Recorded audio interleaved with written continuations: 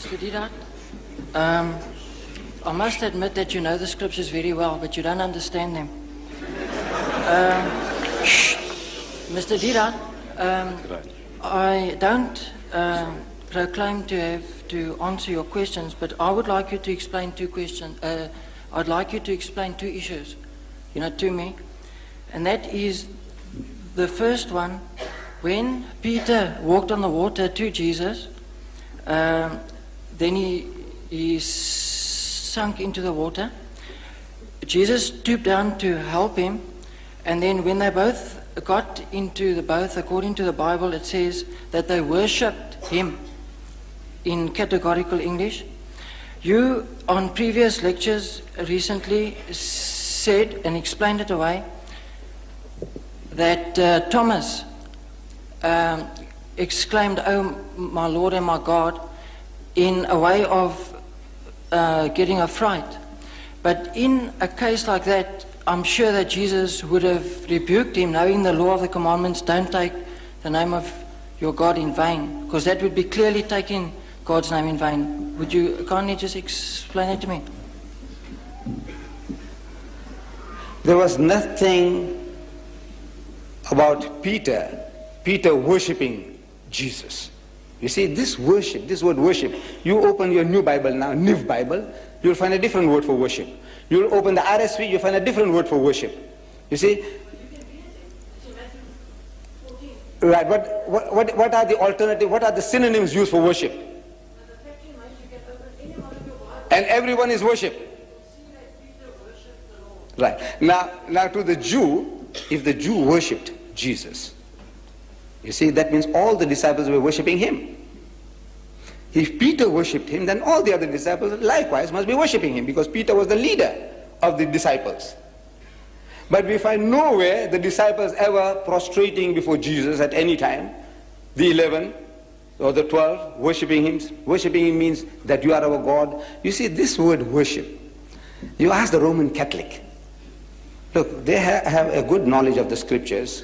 They claim an unbroken chain of popes from 1 Peter to today. Now you ask them how many types of worships are there, and they'll tell you there are 3 different types of worship. Right? You say about your sweetheart, your fiancée, I worship her. But when you say you worship her, you mean you love her extremely, beyond measure, but you're not taking her for a goddess.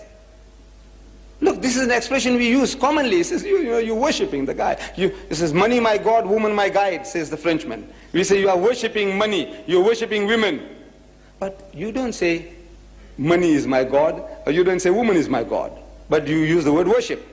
Worship is an extreme form of love. He must have been very much humiliated, and in lovingness, he must have embraced the man, which, according to your King James Version, has used the word worship. But now, if he was worshipped as God, that would be something. He said, no, look, he is our God. Then he must say so.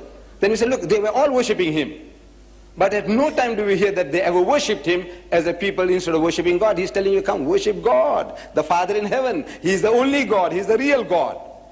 No time did he say, I am God, worship me. Did he? At any time, if he said, look, I am God. Yes, you can answer that. If he said, if he said, I am God, this is the claim I made, I think, no good. You see, I made a claim, very simple, straightforward. If you can show me in your Bible any version where Jesus says, I am God, or where he says, worship me. Simple English I'm speaking. Where he says, I am God, I said, I'm prepared to accept him as God. If he says, worship me, I'm prepared to worship him. He must say, not Peter, not James, not Paul. He must say, I am God. He must say, worship me. Because if he is God, my salvation depends upon that. And I don't want to go to hell. I want to follow him. Now that is just, may I interject you there? That's the very point of issue there. Now, you are describing mannerisms of worshipping where the Bible doesn't elaborate on it all. Jesus does. But the fact remains is, the disciples worshipped him in the boat. And he allowed it. And that's all it says. Jesus showed you how to worship. In the Garden of Gethsemane, If you remember, he said he went a little further and fell on his face and prayed to God. Yes, Didn't he set you an example? Due respect is, you are reading words into the Bible.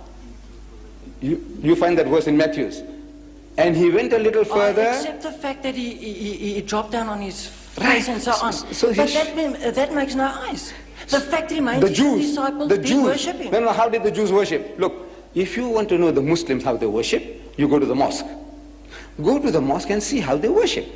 You see, Allahu Akbar, they stand, they read chapters and verses, they go into semi-bend position, they get up, they go down to the ground, touching the forehead onto the earth. This is how the Muslims worship, right? So if I said, look, this chairman or the people worship Deidat, meaning that they loved him with exceeding love. Right. But now you say worship. Now, if the people have a wrong idea, they say, look, what did they do? Did they make ablution and come? And did they fall down prostrate before Mr. Deidat? He says, no. He said, what do you mean they worshipped him? He said, no. Oh man, they were gone mad after him.